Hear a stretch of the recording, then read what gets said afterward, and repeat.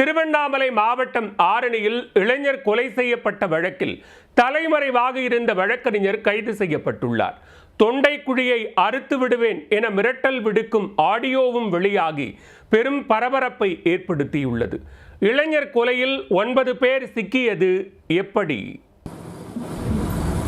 திருவண்ணாமலை மாவட்டம் ஆரணி டவுன் அடுத்த ஆரணிபாளையத்தைச் சேர்ந்தவர் விக்னேஷ். இவர் எலக்ட்ரானிக் பொருட்கள் பழுதுபார்க்கும் தொழில் செய்து வந்தார். விக்னேஷுக்கும் அதே பகுதியைச் சேர்ந்த வக்கீல் கணேஷ் என்பவருக்கும் முன்விரோதம் இருந்துள்ளது. இந்நிலையில் கடந்த 15ஆம் தேதி விக்னேஷை வக்கீல் கணேஷ் மற்றும் அவரது கூட்டாளிகள் சேர்ந்து கொடூரமாக வெட்டி கொலை செய்துள்ளனர்.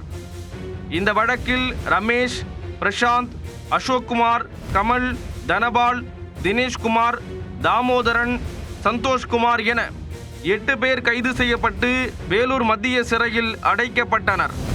மேலும் தலைமறைவாக இருந்த முக்கிய குற்றவாளியான வக்கீல் கணேஷை 3 தனிப்படை போலீசார் தீவிரமாக தேடி வந்தனர். ஆரணி டவுன் தேவிகாபுரம் பகுதியில் கணேஷ் பதுங்கியிருக்கும் தகவல் கிடைக்க போலீசார் அந்த இடத்தை சுற்றி வளைத்து வக்கீல் கணேஷை கைது செய்தனர். அவரது செல்போனை பறிமுதல் செய்த போலீசார் அதில் இருந்த தகவல்களை ஆய்வு செய்தனர்.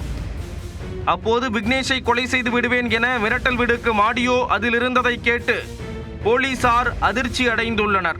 அடோயோ எப்பா சாமி, நீ தான்டா ஒன்று நல்லபடியா பேசுன. போன முறை வந்து டேய் நீ என்ன கம்ப்ளைண்ட் நீ ஏன் போய் கொடுக்குற? எங்கடா இருக்கிற? டேய் திரும்ப இல்லைறவா வாடா. கொண்டவன் யாரு பாக்குறியா?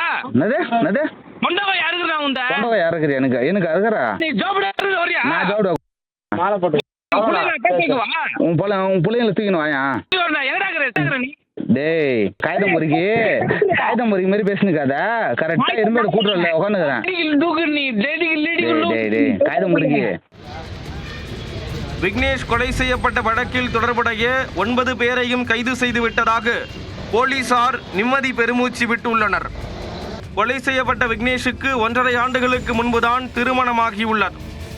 இவருக்கு 23 வயதில் மகாலட்சுமி என்ற மனைவியும் 1.5 வயதில் ஒரு பெண் குழந்தையும் இருக்கும் நிலையில் தற்போது மகாலட்சுமி 5 மாத கர்ப்பிணியாக இருக்கிறார் என்பது குறிப்பிடத்தக்கது.